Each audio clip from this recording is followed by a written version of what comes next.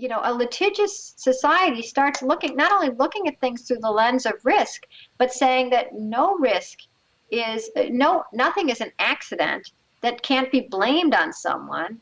And so we better be doing defensive everything, defensive parenting, defensive building, defensive playgrounds.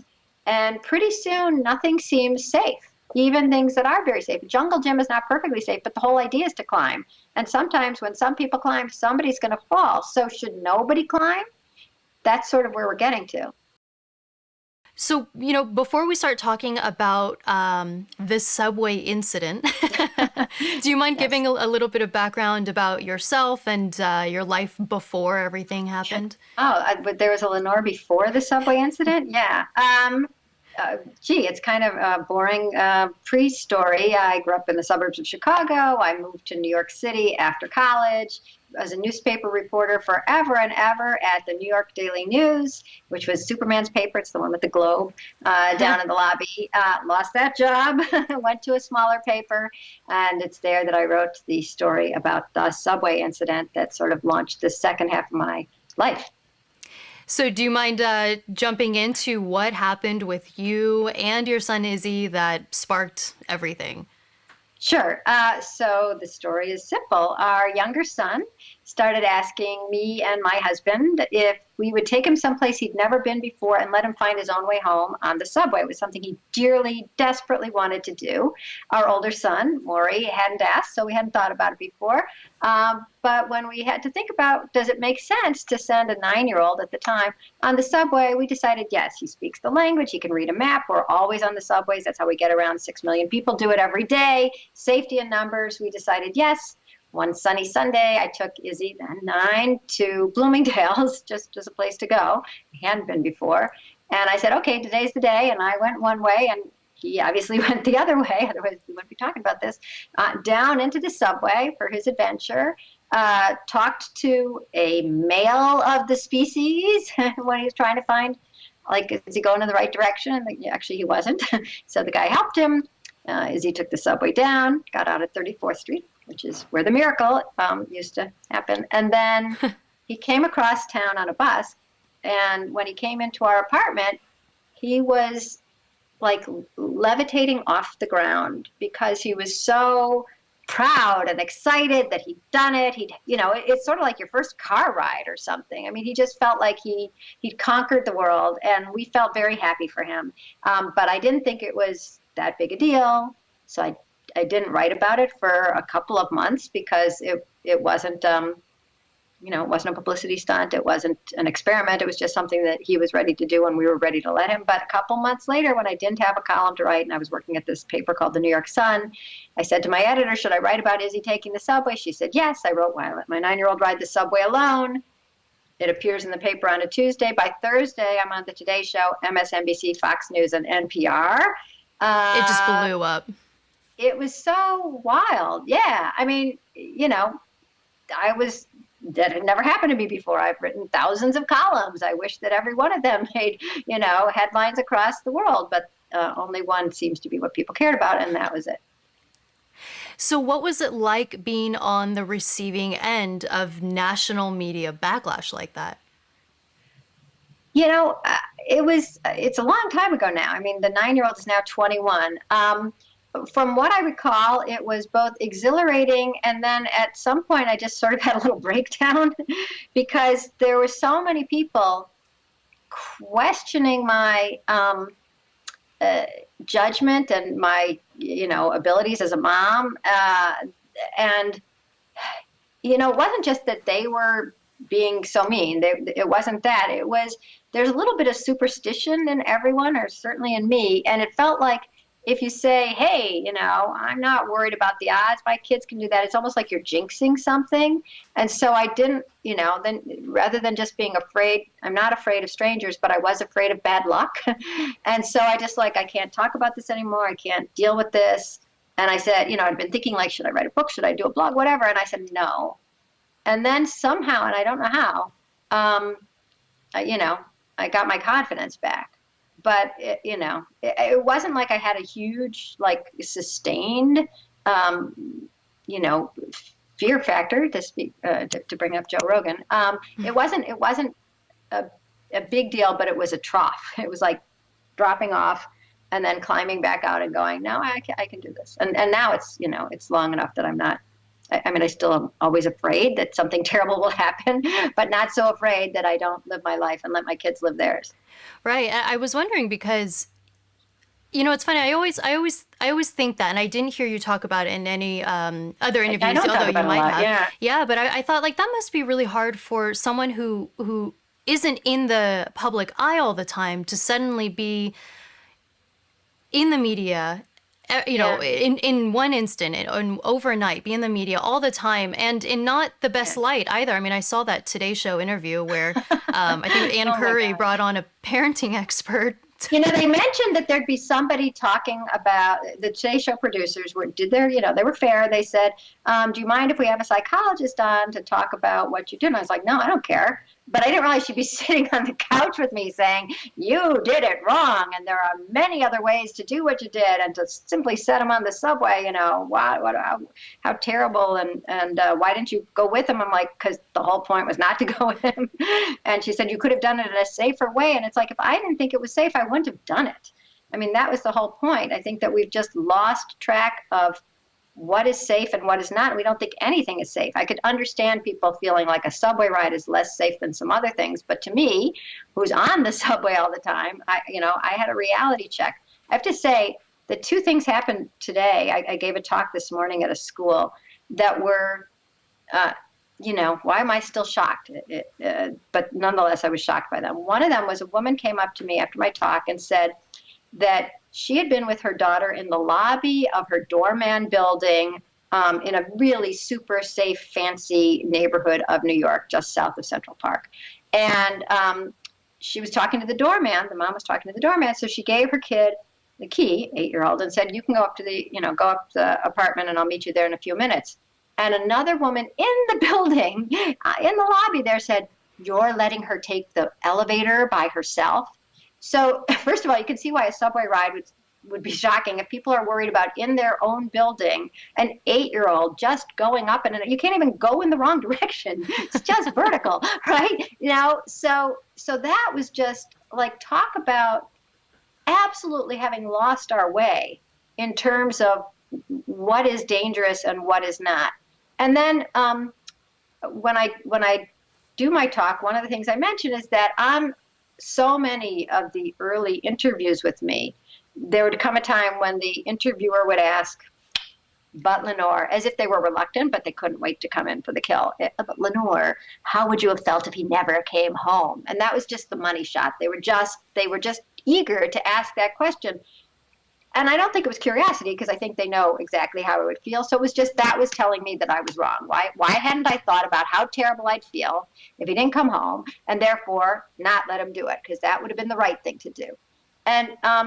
And after the talk, a guy came up to me and he said, you won't believe it, but this morning when I was talking about coming to this talk and saying I'm going to meet the lady who let her kid ride the subway by himself, the other mom said, oh, I would never do that. He said, yeah, I know, but I'm ready to give my kids some independence, like let him walk to school. And the other mom said, how would you feel if he never came home?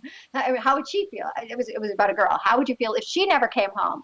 And the dad said, well, of course I'd be devastated, but I'm not thinking like that. And the mom said to him, I guess I just love my child more than you love yours. Oh, no.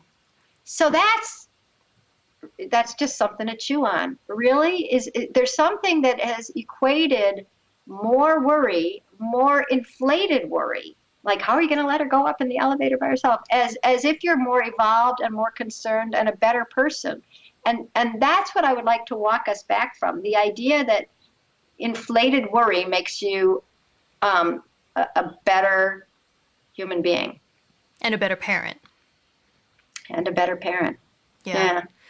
Well, great. Yeah. I'm excited to talk to you about everything you've kind of done since then. I mean, you wrote a book, Noticed. Free Range Kids.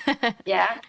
And so I want to ask you about the themes that you talk about in the book, which essentially is this. I mean, I had known of the term helicopter parent before, but I know that you like to call it helicopter culture. Why do you Right. prefer? Yeah. Why do I prefer it? Thank you for And what asking is it. it? Right.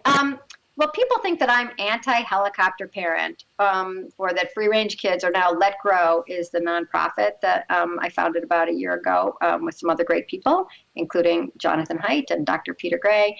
And anyways, between free-range kids and Let Grow and me, none of us are blaming parents, because when you live in a culture where you're going to let your kid go up the elevator and somebody's going to say, really? That seems dangerous to me. How can you not helicopter? When you live in a culture where sometimes, it's rare, but sometimes a parent gets, chastised or even investigated for letting their kid walk to the park.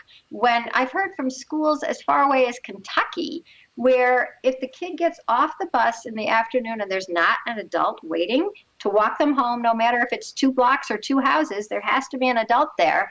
And if there isn't, 3 times, and they have to first of all, they won't let the kid off the bus. And secondly, they take him back to the bus depot, which seems far less safe than letting him walk home 2 houses. But they take him back to the bus depot, and 3 times and you're out. They report you to Child Protective Services as being negligent. So how can you not helicopter in a culture that seems to conspire to act as if all children are in danger all the time, and therefore they need constant supervision? So you're stuck. I mean, really, Let Grow's whole goal is not just to change person by person. That's really hard. It's to change the culture. It's to change the laws, the norms, the whole culture of a school, the whole culture of a town, to have states go, free range, Let Grow. So we really have to have a culture shift away.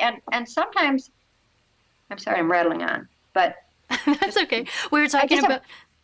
I just have one last analogy, which I guess because I was talking to these people this morning, but a culture can lose its way on some things and really become convinced that something is good that other cultures realize is not good, and that even before and after that bubble, people will go and think, what was happening? And you think about, the Chinese used to do foot binding. You take a foot, you break it, you mold it into a tiny little foot that's really hard to walk on. And that was considered beautiful and graceful and something that you wanted for your girls.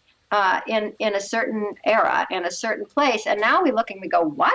You're crippling the kids. How did you get that idea? But in Victorian England, you couldn't have a piano sitting there without something covering the legs, because the legs were so sexy. I mean, we go through weird moments of believing that things are right that aren't.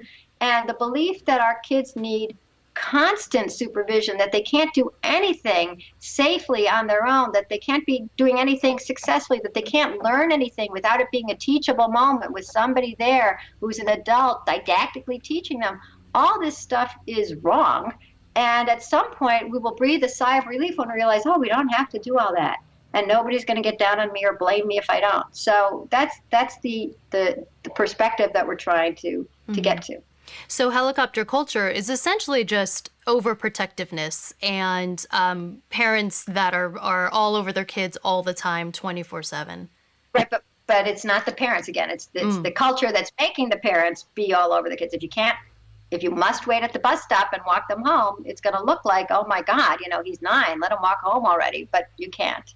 So it is a culture that's decided that the dangers are too great to give kids any independence, and it refuses to see the danger of a zero-risk society, or of not allowing kids to have some adventures, take tiny risks, solve some problems on their own, because that would mean stepping back, and we're just told you're not allowed to step back, not for a second. People yell at parents who look at their phone, when they're at Starbucks, instead of engaging their child every second and saying, look, I'm using a napkin. Napkin starts with N, it's 2 syllables. And if you spell it backwards, it's just, give us a break. Give kids a break. Some things, what did I just read? A great line from this school that I was at that said, you learn from everything. It's not just learning from your parents or your teachers or your coaches or being taught. You learn from looking at nature, you learn from being bored, you can learn from television, you can learn from your friends,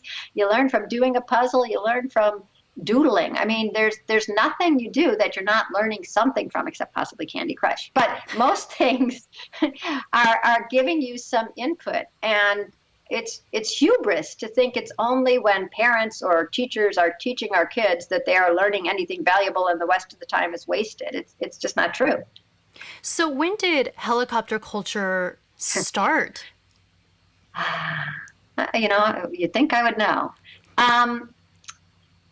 There's so many. There's a couple of different threads I can talk about in terms of fearing for our kids, being in danger all the time from like predators. I'd say that really kicked in with the milk carton kids. I don't know how old you are, but do you have any idea what I'm talking about when I say the milk carton kids? Oh, yeah, we don't have that anymore, but for sure, right. The missing children on the milk cartons. Right. That started in 1984, and that was a big cultural thing to happen across America. You're eating your Rice Krispies, and you look up, and there's a child, and it says, "Have you seen me?" Missing, the missing. And then for a while at my local grocery store, you were checking out, and there would be a video playing, the missing, the lost. And it just felt like every child was in danger of being snatched off the streets. No one ever explained that the vast majority of the missing children were taken in custodial disputes between divorced parents, or they were runaways. And the idea of a stranger snatching a kid was and remains the rarest of crimes. Even the people who put the pictures on the milk cartons now say, we're really sorry we spread the idea of stranger danger, because that's looking in the wrong direction.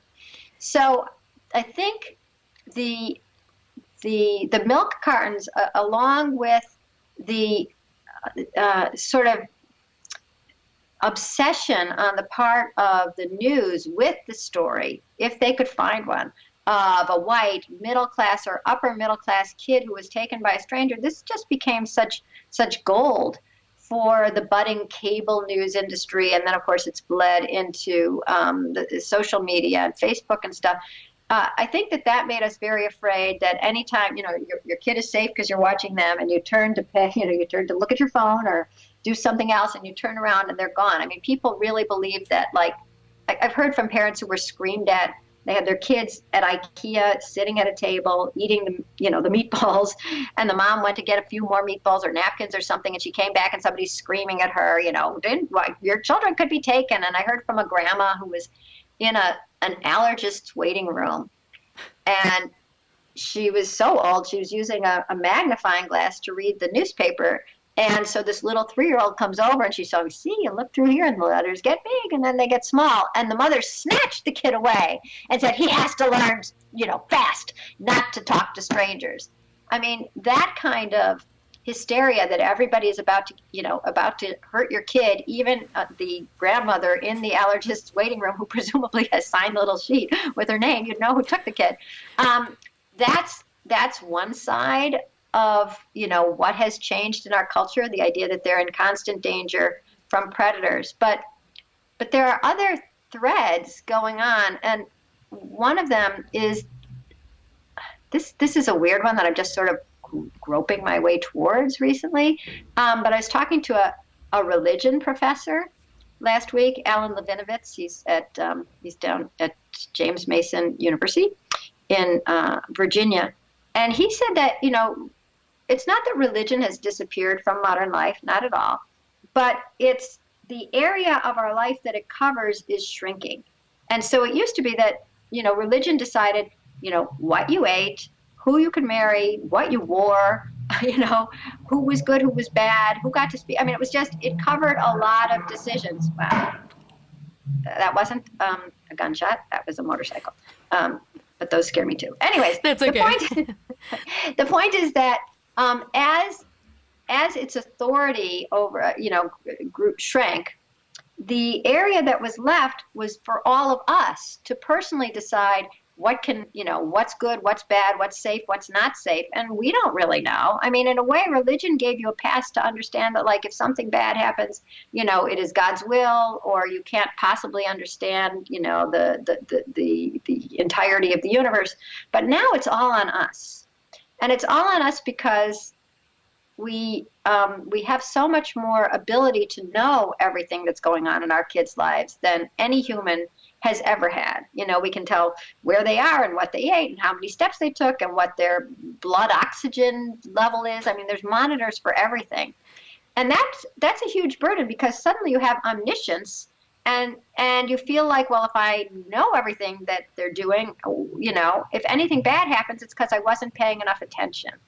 So between sort of the God sphere becoming a little constricted and the ability of parents to know all becoming, you know, magnified beyond any human capacity until now, it just puts this burden on parents. And the more you feel you're in control and that you should know everything so nothing bad happens, the more you feel you have to, you know, watch and hover.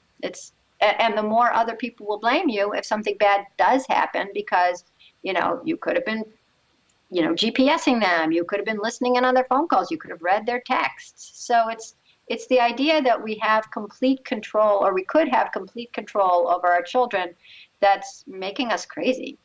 So it's almost like because you have the ability to know what's going on with your kids more, you should take advantage of that if you're going to be a good parent. Right. Yeah. Yeah. Think about how people get so mad when something bad does happen to a child, rather than the sympathy and the communal suffering and empathy that this could happen to anyone. Remember that kid fell in the gorilla cage and Harambe had to be killed? Yes. It was like, good job, Mom. You know, you take the kid, of course they're going to fall into, you know, why aren't you watching them? Of course they're going to fall into a gorilla cage. It's like, if it was that easy for kids to fall into gorilla cages, first of all, there would have been a lot of them before. Secondly, nobody would go to the zoo, right?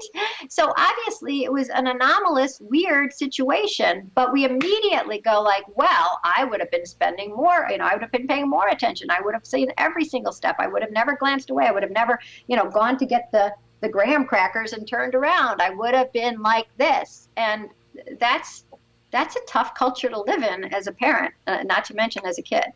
You talk about, I mean, so other reasons why people are so paranoid now, and one of the big ones you emphasized was media, that you talked a little bit about already, you know, the news and TV shows, and you talked about the 24-hour news cycle now, and how, I think here of us at this show, we tend to agree, and this is one of the reasons why we're doing the show, is that in order to fill 24 hours a day, 7 days a week, you can't help but be alarmist and if you want anyone to watch. Right. Exactly. And when you're in that ratings war with other 24/7 news cycles, you have to be as exciting and dramatic as possible. Yeah, and yet I'm going to go all wonky on you again and say, and there's something about that news cycle. It's so repetitive. So first of all, your brain works. It's not a rational brain. It's a rational brain, but it's not built for 24-hour input of the worst stories from around the world. So first of all, when you see a sad thing, each time you see it, it's almost to your brain as if it just happened again and again and again. You could be watching the Elizabeth Smart story, and it's like it happened 22,000 times. And then your brain works like Google. So if you ask your brain, is it safe for my kid to wait at the bus stop? The easiest stories to retrieve, it's called the availability heuristic, you probably know that, are the ones that sort of seared themselves with video and pictures and emotion in your brain. So up comes J.C. Dugard, taken from the bus stop and kept captive for 18 years. Up comes Eitan Pates, taken from the bus stop and not seen again. I mean, so they're easy to picture, and they are they're the top of their search results. But your brain thinks that because they're so easy to retrieve, and there they are, that they're the most relevant.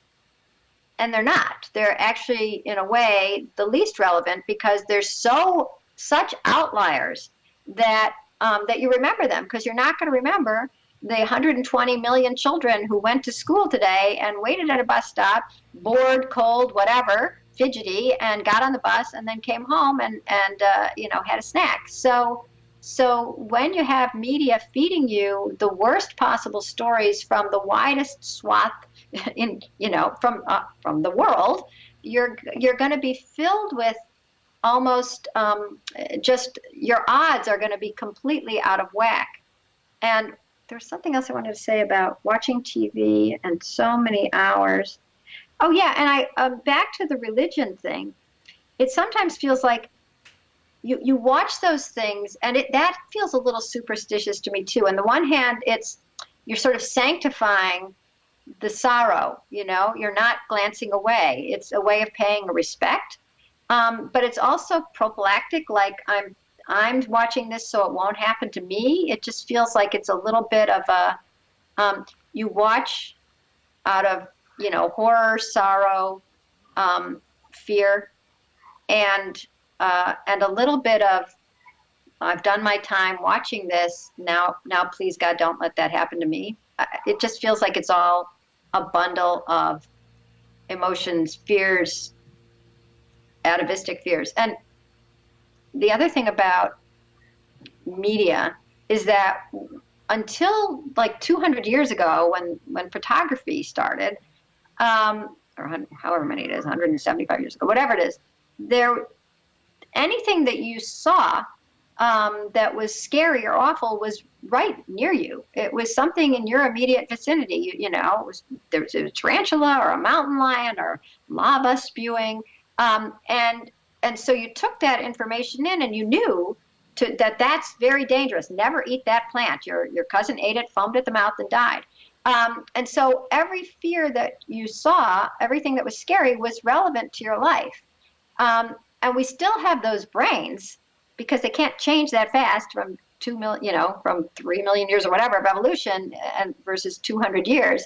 And so your brain is taking all this stuff in, but it is not in your immediate vicinity, and it is not of immediate. It's not an immediate threat, but it feels like it is. Right. You also talk about experts. Yeah, I do. And so I try not to be an expert. I think I'm probably sounding like more. Somebody told me I sounded professorial the other day, and I thought, oh my God, I must just sound old.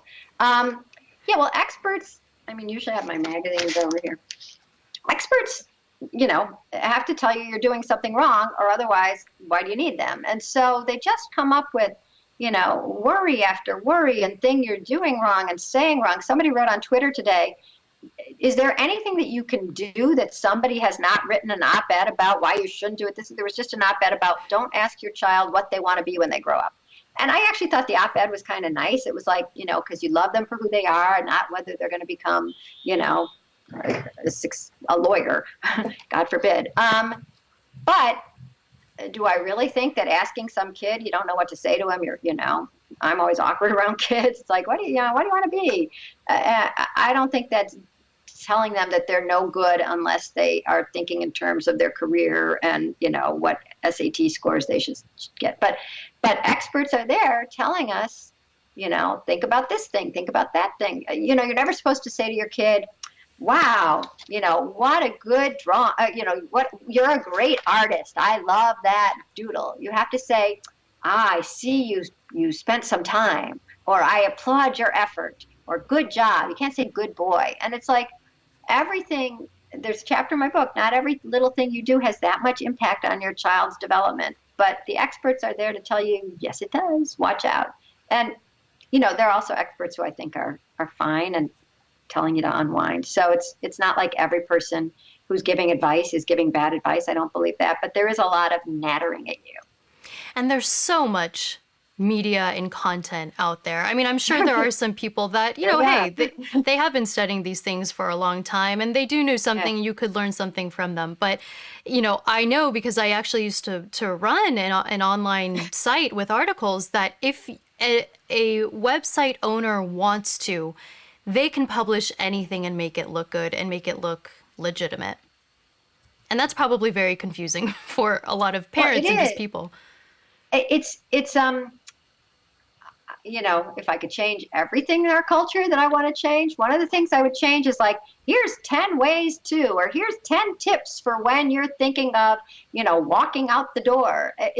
You get so used to getting information that you think you need information. I mean, you can probably raise your kid without reading a single issue of Parents Magazine. You could probably ask your mother-in-law, what age can I give them fruit? And she'll tell you because she got your husband to mating age. And so, we think that it's sort of, you get so used to being told not only how to do something, but the very best way to do it, that you think if you just muddle through, that might be bad or even dangerous. And most cases it's not. So there is something a little oppressive about the idea that there is an expert for everything from how to brush your hair to, when to say good morning, probably in the morning. Another reason you brought up that I thought was really interesting on why we're so paranoid these days is how litigious of a society we have become. And I had never thought of that before, but I think it's so true. Yeah. So here's a story from last Wednesday night. I was at a dinner party, and this grandma was telling me, she found out what I do. Oh, I have a story for you. Okay, let's hear. Her grandchildren, who were 12 and 14, boys, went to it doesn't matter that they're boys, it matters that they're 12 and 14, went to the Museum of Natural History the other day. It was a day off of school, and they were turned away. And she was mad about this, and so was I. It's like they were turned away because they weren't there with an adult. It's like, first of all, don't a trillion children go to the Museum of Natural History? Isn't that what it's there for? And isn't it an educational institution? And aren't they humans? And, how dare they turn away two curious young people who have the wherewithal to actually get themselves to a museum and go study the dinosaurs, evolution, gems, whatever. It's a great place to go, and it's a safe place to go. And so as I was empathizing with her, yeah, that's an outrage. She said, well, no, you can sort of understand. I'm like, no, you can't. She said, well, I'm sure that the museum was worried about, that they're liable. I'm like, they have 1 million kids there every, like a year. I mean, like that's all, it's just swarming with kids. She said, yes, but those children, she's talking about her own grandchildren now, didn't have an adult with them who would be legally responsible for them if I'm like, how come you were just recognizing how unfair it is to turn these blossoming young men into babies who are not allowed to crawl into the museum. And now suddenly even she was saying, well, let's think about this legally. Maybe it doesn't make sense. So when I talk about a litigious culture, it's not just that things actually get to court, stupid things like, dry cleaners being sued for ruining a pair of pants, which somebody did for like $2 million. I'm talking about, really, it was in D.C. It's an amazing case.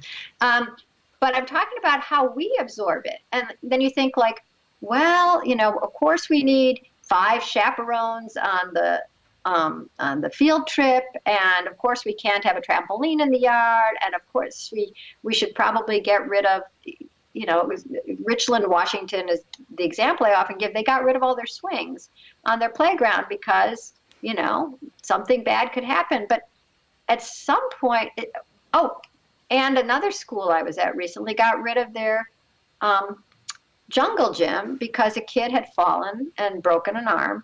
And so when a litigious society starts not only looking at things through the lens of risk, but saying that nothing is an accident that can't be blamed on someone.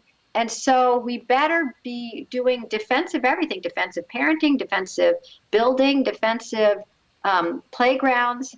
And pretty soon nothing seems safe. Even things that are very safe. Jungle gym is not perfectly safe, but the whole idea is to climb.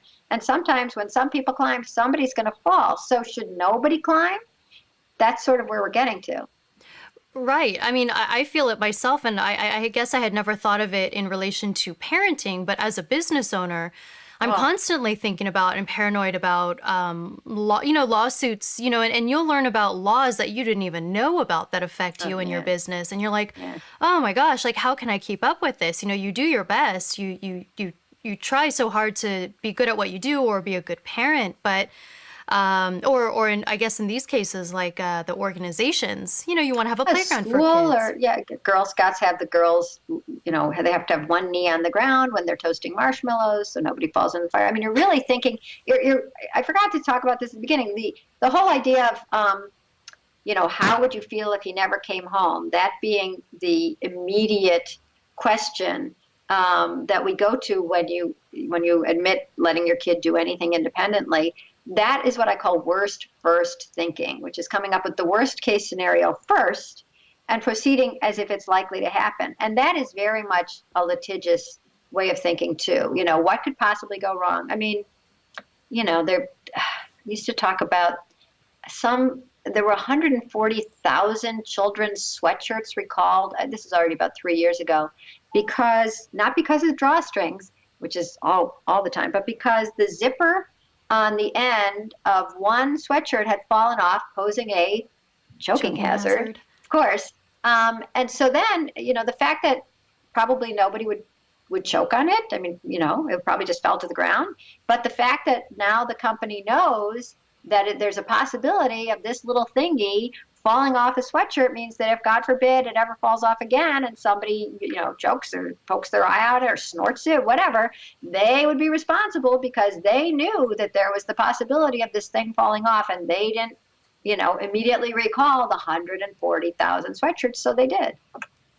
Where do you think this has come from, this thing in us to blame and sue? It feels very fearful. It feels like, everything is defensive, like you have to worry that that something bad is going to happen or somebody's going to blame you. And I'm not sure. It feels like this conflation of a lot of things. I mean, we are in a litigious society and experts are there. There's a lot of money in childhood right now because there's smaller families and often two parents working. And so where there's a lot of money, then a lot of things flow in, whether it's advice or products. And all of that advice or products has to be sold to parents by telling them, if you don't do this or buy this or read this or make this or get this or, something this, your child is in danger. So, it's partly the marketplace. It's partly the litigious culture. It's partly the constriction of belief in like a greater, being that's making things happen, so you don't have to be so personally worried or feeling that you'll be blamed. And then there's a man named Frank Furedi, which is Furedi, who wrote a book called he wrote a book so long ago called Paranoid Parenting. So he was like the first one. It was in 2002. But most recently he wrote a book, I'm looking up at my bookshelf, called How Fear Works. And the point that he made 2 points that made a lot of sense to me, and I don't know if they answer your question or not. But one of them is that, we used to think of kids as pretty hardy, that they were, they fall down, they dust themselves off, they get back up. And then gradually we started thinking of them as sort of deeper beings than that, which I think is true. And then we started thinking about their inner life and realizing that they could be hurt. Kids can be hurt, they can be traumatized. And as we started recognizing that, we sort of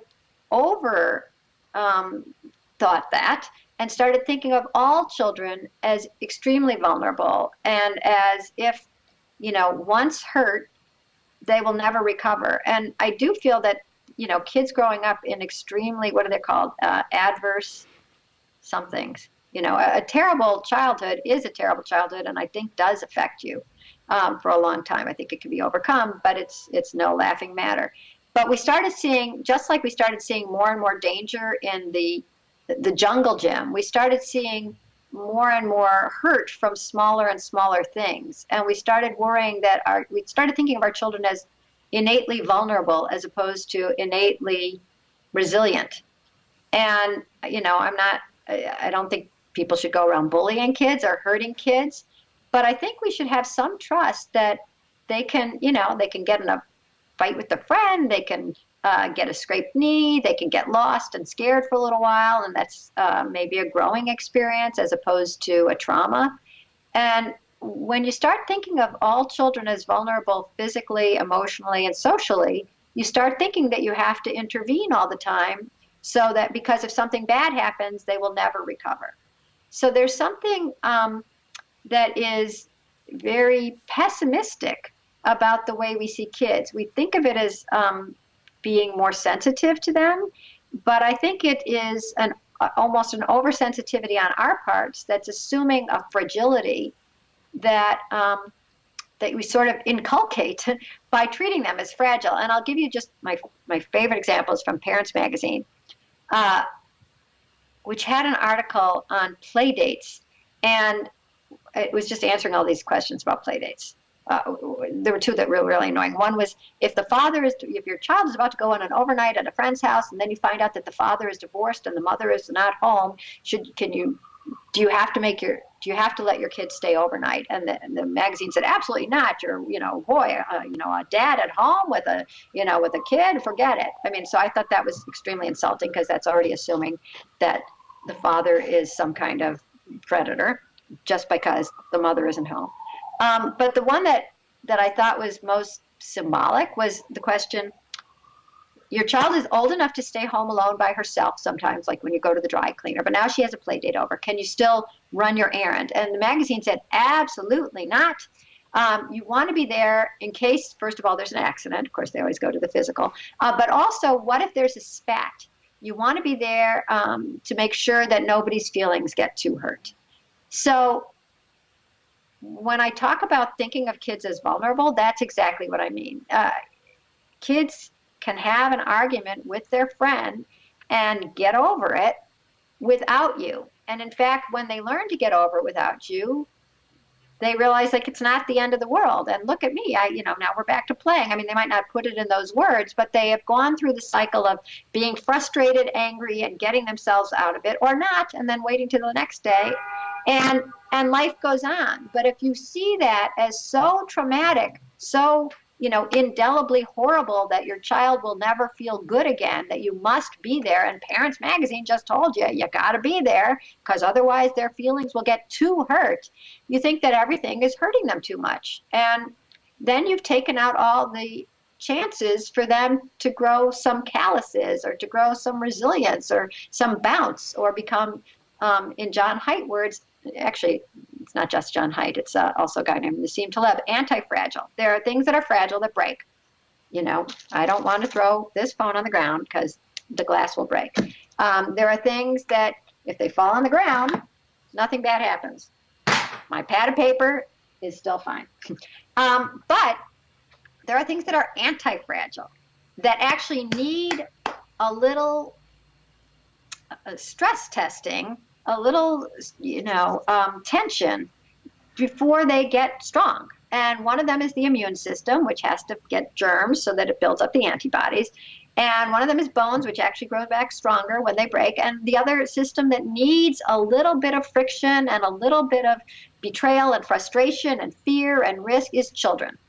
And when you take all that out of kids' lives, it's like taking all the whole grain out of the bread, because, that's so crunchy and it's hard to chew and it's brown. Let's just get it all out of there. And it's like, it's pretty soon the nutrients are gone. So you have to give kids some independence, some time away from you, not jumping in if their feelings are hurt, and not running over if they scrape their knee, and not being, calling them on your phone, honey, you're going the wrong way. Remember, we live to the left. Just giving them some independence so that they build up that anti-fragility that we see lacking in kids today when they feel very anxious. I'd feel anxious too if I'd been told that I couldn't handle anything. Everything was too big and too scary and too hard and too traumatizing for me alone. So we just have to recognize that in our, we've listened to this whole culture that's told us to helicopter and almost enforced it by law, and say, forget it.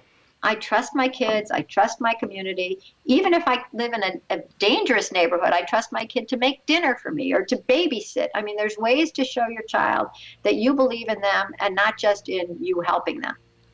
I think that's a good transition into something else you talk about in your book, Free Range Kids, the safety industrial complex. Yeah. Which is essentially, I mean, you can just probably describe it better, but the entire industry built around keeping kids safe and unharmed, and probably in what you were just talking about, stunting their not literal growth, but their emotional, intellectual growth. And possibly their real growth. So we were talking about before, $1 is easy to get from a parent if you can scare them that something is going to hurt their kid. And so you have a whole industry devoted to scaring parents so that they think they have to buy something that somehow humanity lived without for the first million years of evolution, like baby knee pads. They sell baby knee pads. And if you look at the site that sells baby knee pads, it says your child will put on 7,000 miles of crawling, as if they're a tire or something, like, well, then you'd have to replace them. They'd be worn out. But this is a kid, and they're supposed to be crawling, and it's supposed to be a little bit of friction, and so that they feel like they'd rather walk, especially if the ground is painful to them. So that is something that is on the market. That I didn't save it, and I have no idea how to look through all my emails to find it. But somebody was marketing these pants that look like normal pants on the outside, but inside is literally bubble wrap. Yeah. And what they said is when your child is learning to walk, they will fall on average 17 times a day. And then it went on, this is where we get it all wrong. It says, imagine how you'd feel falling 17 times a day. And I'm thinking, if I fell 17 times a day, I'd be in traction, I mean, something would have broken. But children are supposed to fall. And to rewrite that as a danger as opposed to part of the process is what's driving us crazy. Suddenly, everything that's normal is rewritten as a danger. And so you have, there's walking wings, which are these little marionette things. You put a vest around a kid with these strings, and it pulls the child up and helps them walk. I mean, we're treating all the kids, we were talking earlier about treating them as vulnerable. We also treat them as if they're all behind the curve.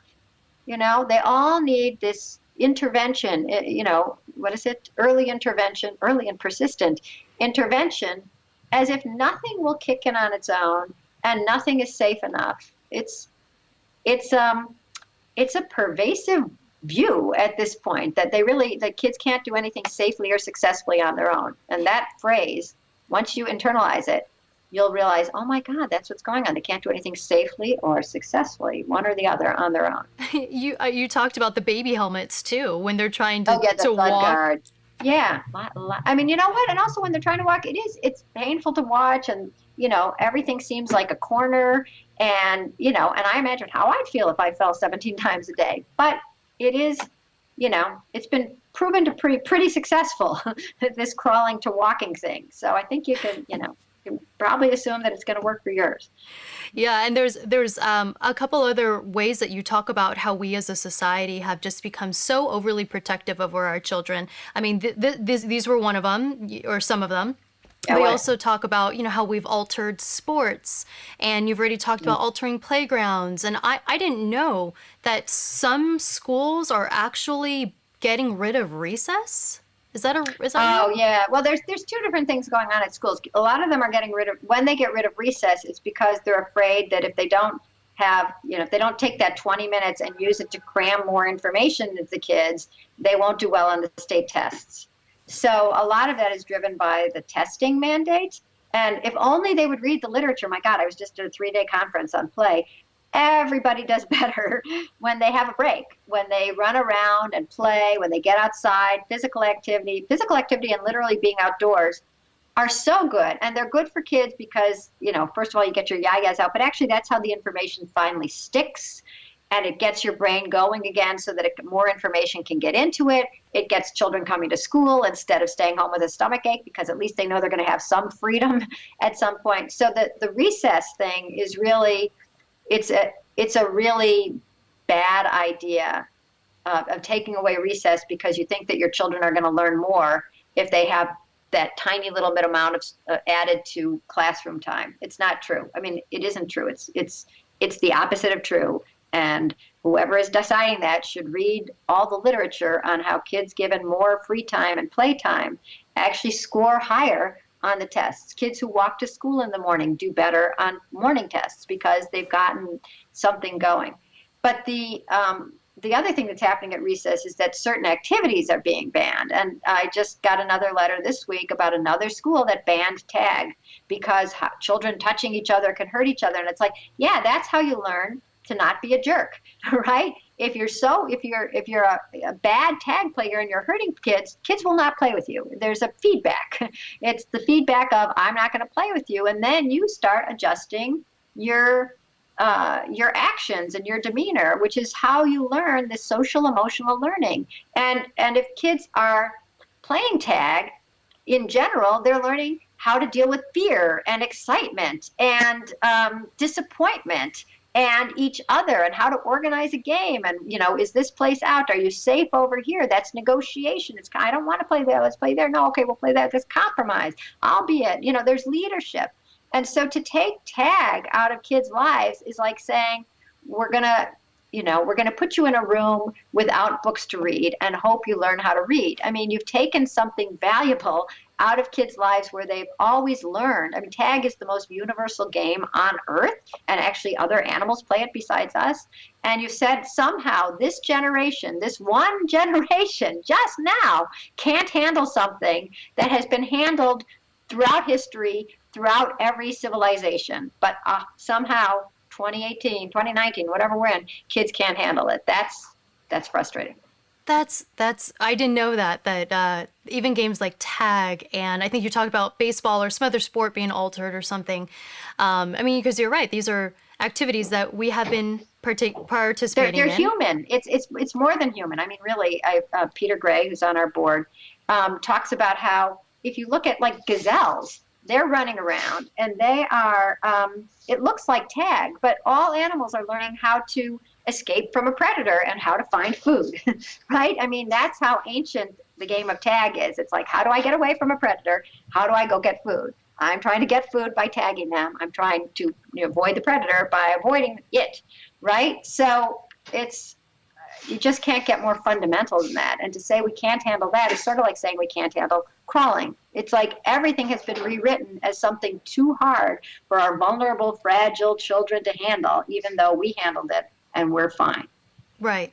I mean, I remember kids. It's insulting. We handled it, but you can't. Sorry, go ahead. Right. No, I remember kids, me growing up, like not everyone, but kid would show up with a cast around their arm, or we got scraped and bruised all the time. I mean, I personally played water polo for a long time, and that's a really very yeah, strange game. But it's such an intense game. But the lessons that come from that, I mean, like you've used the words resilience, and confidence. It's very empowering.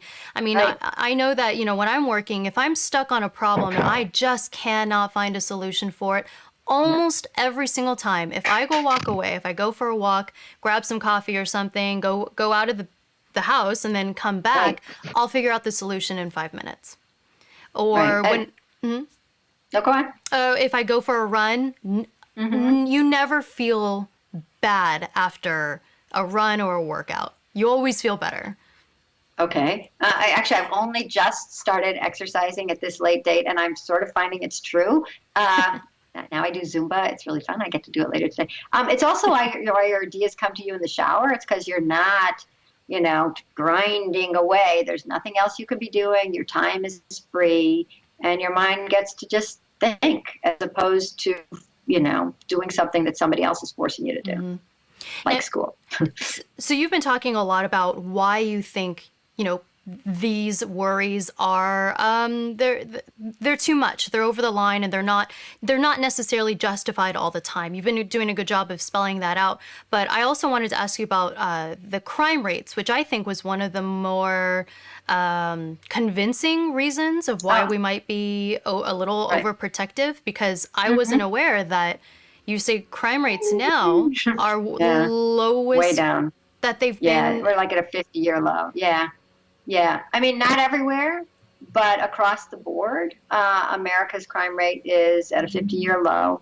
And I think one of the reasons that we are so afraid is that when today's parents were growing up, the crime rate it peaked in 93. So it was going up from the 60s to the 90s, but then it fell. And it didn't fall in Law and Order. It didn't fall in the nightly news, but it fell in real life. And it's back to the rate of, I've seen 67 and I've seen 63. And people sometimes say, oh, it's down because we're helicoptering our children. We're keeping them so safe. But it's down against adults. It's down against, murder, rape, burglary, arson. Violent crime is muggings. it's just down. And it's hard to believe because you can turn on the TV at any moment and always, if you turn on TV anymore, I sound so ancient. If you look at anything, any kind of media, it always looks very scary. But that's once again going back to because the scary stuff will get you to watch. And that's the job of the media, is to get your eyeballs, as many as possible, so that they can sell them to an advertiser. And so you come up with whatever is the most compelling, and that's always scary. Yeah, you talked about how the child abductions, I can't remember the exact percentage, but you said it was something like 0.0001% of your child being abducted. Right. The flip side of that is that if for some reason you wanted your child to be kidnapped, and I think and held overnight by a stranger, how long would you have to keep them outside unsupervised for this to be statistically likely to happen? It's sort of like, how many tickets do you have to buy for Powerball? And the answer is, do you know what the answer is? It was in the book, but I forget. It was. It's, for some reason I had two different numbers from the first version and the second version, but it's 750,000 years. So, after the first 100,000 years, not really a cute little kid anymore. So it's mind-bogglingly low. But once again, you go to the Google part of your mind and it says, but I can name 7, and that's because those are the stories that we keep hearing. Sometimes people ask me, like, what about Eitan? And Eitan was a kid who was kidnapped in 1979 here in New York City. And it's like, I calculated that too. There's been 140 million people born, children, since Eitan, and they don't matter. The odds, it's like that lady this morning who told the man who came to my lecture, who said he'd let his kid out of his sight. She said, well, you don't love your kid as much as I do.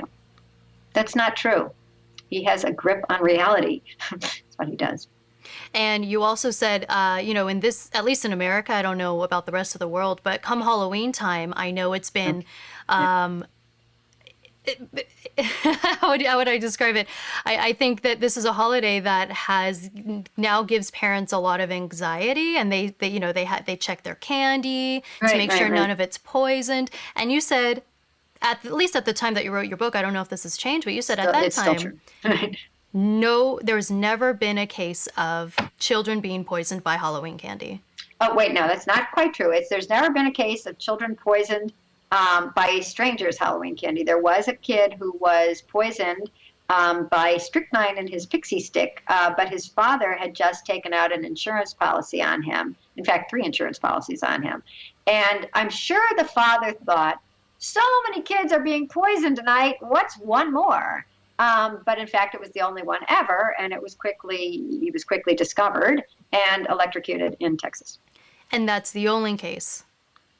Another kid once got into his uncle's heroin and died of an overdose, and the family said that he'd been poisoned by a stranger's candy, but in fact, it was his uncle's heroin. That's it. Wow. Yeah.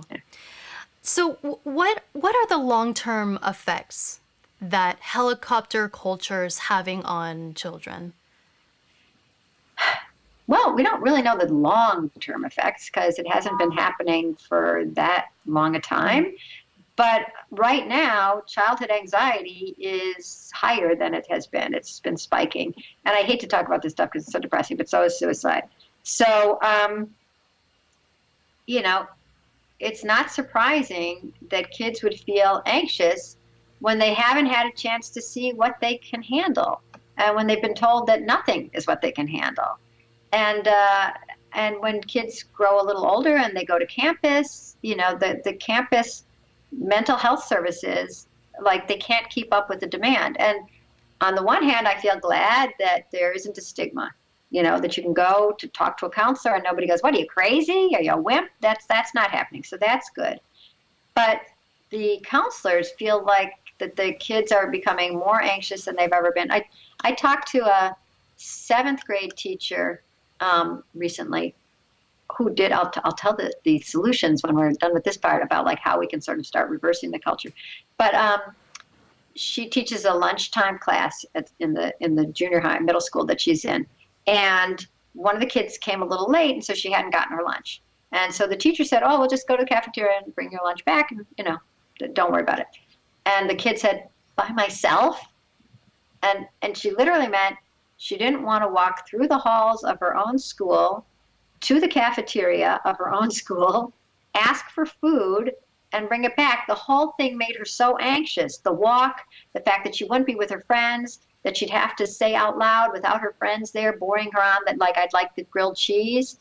And the teacher had to tell her it's time to get out of your comfort zone. But to me, if your school and your cafeteria aren't your comfort zone, there's no comfort. You have no comfort.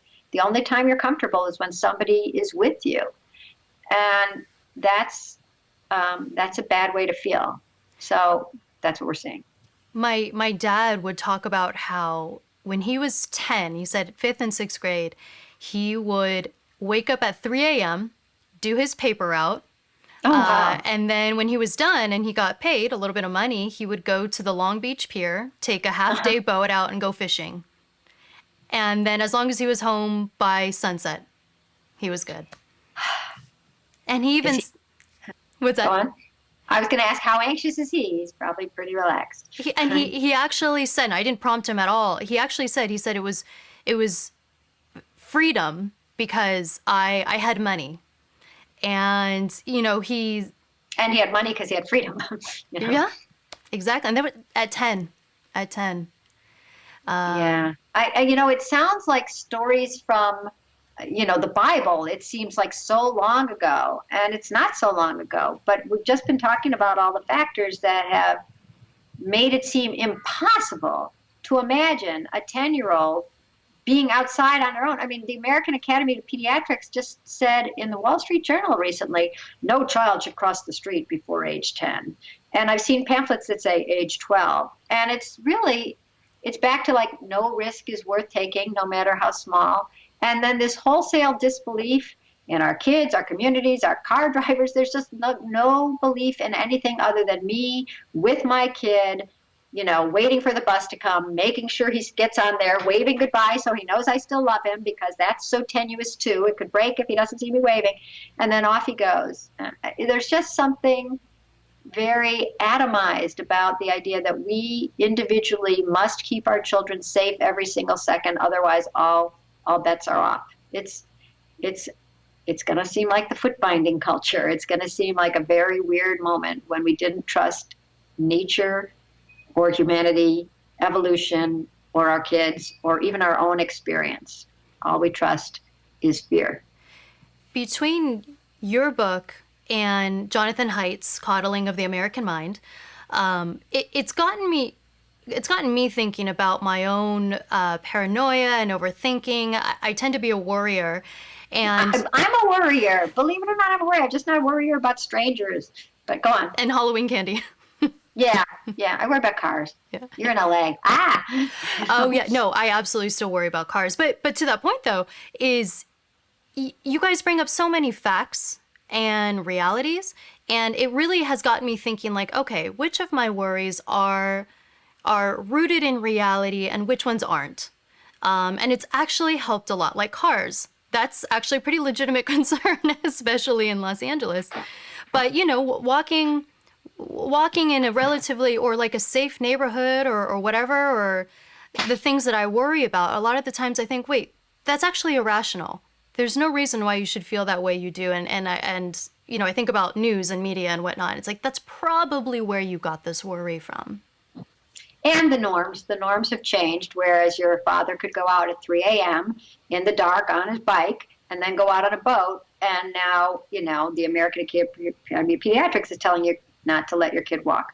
Let me just tell you the two ways that I think we can change things, because I really think, because I have no patience. I feel like there's two very easy ways to start reversing the norms.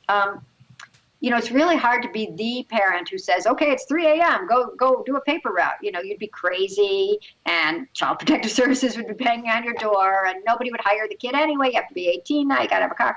So you can't, it's hard to do it on your own. So we're doing at Let Grow, which was founded by me and Jonathan Haidt and Peter Gray and Daniel Schuckman, who was the former chairman of a group called FIRE, which fights for free speech on campus, and worried about the growing fragility of young people coming to campus and, being buffeted by new ideas and not being able to to stand it. So how can we make it easier for all of us parents to raise kids who do have those, the scraped knees and the falling out of the trees, whatever it is, a little bit of life experience, so that they grow up less fragile. So one thing is that we're trying, if you go to Let Grow, we're trying now to create a community of people who support each other, who are doing this, and we have a Facebook page called, because of search engine optimization, No More Helicopter Parenting, the Let Grow support group. But it's great because people are going on there and saying, like, look, I'm thinking of letting my 4-year-old play outside in the yard. Is that okay? And then people say, yes. And, it's fine. Just, it's just, instead of saying, are you crazy? What are you going to do? They're going to be killed. It's a supportive community where people can ask, what do you do? Is my child old enough to walk to school? Or I think my kid is old enough to do this, but she doesn't want to because she's afraid. So it's a gathering of people who are sick of being afraid all the time and told that they must be fearful and helicoptering. So there's the community online. But then we also have the idea that it's easier for people to change when everybody is changing at the same time. So we have 2 initiatives in schools that are, one is free and simple, and one is simple, but it doesn't cost us money, but it'll cost the school a little money. I mean, you don't pay us anything. One is the Let Grow Project. So the Let Grow Project is so simple and fast and free and fun.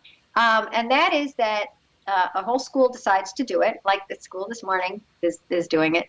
And what it is all the teachers tell all the kids, K through 8, that their homework, their assignment that they have to do for school is to go home and do something on their own without their parents.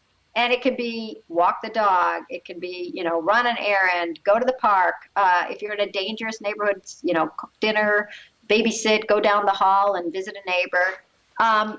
And the whole idea is that parents don't have the milestones. They don't know where they are anymore. They don't know, like, can your kid walk outside at 7, or can't walk outside till 10, or babysit at 12 or 18. They just, my mom knew that I could walk to school at 5 because everybody was sending their kids to walk to school at 5, age 5. So if you have a whole school doing the Let Grow project, which all the material is at letgrow.org, and you just put in your email and you get a list of activities for the kids to do. There's a letter to send home to parents. There's a letter that explains how to do it to teachers. It's just very, very easy because this is the whole project. You can get it from what I'm telling you. And then all the parents are sending their kids to do something. So you're not the crazy mom sending your kid to the park. And your kid has somebody to play with because, let's all send our kids to the park. So, and nobody's telling you exactly what the project has to be. So, if you're not ready, the park is too far, but you're willing to let them go 2 houses down to borrow something. So then you do that. And the whole neighborhood is doing it. And the thing that I realized now, remember the subway rider was 9 and now he's 21. So I've got a lot of time to think about this, is that the stuff you're reading, and we write this because we hope it makes an effect, but the statistics, the rising anxiety, the lower muscle tone, the money and time that has to be that gets used just in helicoptering, all that stuff makes rational sense. Like, that doesn't, I don't want to waste my time. I don't want to waste my money. I want my kid to be better. I realize that the statistics show that they're, statistically pretty safe. That stuff doesn't change people. The thing that changes people is being forced to send their kid out to get the bread. Because when the kid comes through the door with the bread, the parents are ecstatic. They are so off the charts happy, and the disconnect between the very minor thing they didn't go out at 3 a.m. to do, to go fishing on a fishing boat. They went, a block to get the bread, but the parents are as if the kid went to the moon. And so that changes the parent. This bursting of the ice that was covering them in fear, it cracks, and they are so grateful, and they're so happy. And I think it's because you're hardwired to want to know that your kid is going to live when you die. Why do you have kids? You have kids so that they'll live you die, your genes go on. And until your kid does something without you, you only know that they're okay with you. You don't know that they're going to be okay on their own. And so this first proof that your parenting has been successful and this whole venture is great and your kid is going to survive, it's so much bigger than, oh, my kid went and borrowed, sugar from the neighbors. So if you have a lot of people doing that at once at your school, the kids are changing, the parents are changing, the neighborhood is changing, and there's this new normal. And we've heard from neighborhoods where, the principal at 17 years, the principal would always drive home the same way. And after the Let Grow project, now she sees kids on their bikes and on their scooters and roller skates. And another neighborhood where a kid went to the store and everyone's like, what's he doing in the store? Where's your mother? Why are you here by yourself? And he says, it's a Let Grow project. And after that, other kids start coming to the store. And now it's normal, right? We've re-normalized in a simple, free way kids being part of the world again and parents trusting their kids and their community. So I highly, highly recommend that project. And the other project we push, because it's so easy and so great, is to keep the schools open for free play before or after school. So kids organize their games and they decide if the ball is in or out and all the stuff we were talking about before that kids get from play that they don't get from, a lacrosse league where you learn lacrosse. And I'm not against lacrosse, but that's an adult telling you, when the game starts and who's on what team and who's bringing the snack and whether the point was made or not and here's a trophy. All that is irrelevant because these are kids deciding all that. And the idea is that when the adults are organizing an activity, the adults are the adults and the kids are the kids. They just do what they're told. But when the kids are organizing the activity, that's when they learn, that's my husband, how to be adults. So if you keep the schools open for free play with the adults on premises, just in case there's an accident, but not organizing the games, that's very easy, but it costs the amount that it costs to have a teacher or a person still on premises. It's still pretty cheap. And then the Let Grow project is completely free because all the materials are free. You print them out and send the kids home. So those are things that I think are, it's 11 years of thinking about that. Those are the simplest, most straightforward, least expensive, most effective, universal ideas that can be done anywhere. The play club, you can be in the most scary neighborhood and you can keep the school open for free play. They were safe there for the first 6 hours. They're safe there for another 3. And there's a place for them to play. You don't even have to worry about the park. So that's just it. That's what we're trying to popularize around the country. A community where you can come on Let Grow and talk to each other. And then these 2 projects in the schools. Oh, well, Lenore, I feel like I could talk to you for hours more about this, but I know. My husband's waiting for dinner. Right. but you have to eat dinner. Right. But as we wrap up, is there anything else that you want to get out there that you feel like we haven't covered that you really want to say? I always think of these things once we've said goodbye and turned off the camera. But of course, that's what will happen now because I can't think of anything other to say other than, it feels great when you do all this. I mean, the fear that has been shoved down our throats as parents in this culture is such a burden. It's so scary and so time consuming and so worrisome to be a parent when there's a lot more joy around the corner when we start trusting our kids again. I would guess that your grandparents, when your dad, earned some money, became independent and responsible with his paper route and then came back with fish for dinner, they were pretty stoked and we could be pretty stoked too. Oh, great. And where can people find you? It's letgrow.org. If you want to write to me, just write to info@letgrow.org. And people get Let Grow wrong, even though it's a fun term because it's like, hey, let grow. But so it's LETGROW. It's not let it grow. It's not let's go. It's not let's grow. There's no S. It's just let grow. That's it. God. Thank you for the clarification. Right. Well, thank you so much, Lenore. That was great. I know your book is, several years old at this point, but it unfortunately seems still pretty relevant. So, I highly recommend it. But thank you so much. We'll have to have you on another time to go in depth even more sometime. You'll hear the same stories, but yes, I'm happy to be on there another time. It's just, it's something I do love to think about, and I'm happy that you had me on. And really, I'd love to hear from any of your viewers or listeners. Just write to me at info@lecro.org. Absolutely. Well, thank you, Lenore. Go have dinner. Hey everyone, thanks so much for watching the episode. If you're interested in contributing to the conversation and supporting the show, there's 2 easy things you can do. 1, click subscribe, and 2, visit our Patreon page where you get exclusive access to the Exploring Minds community.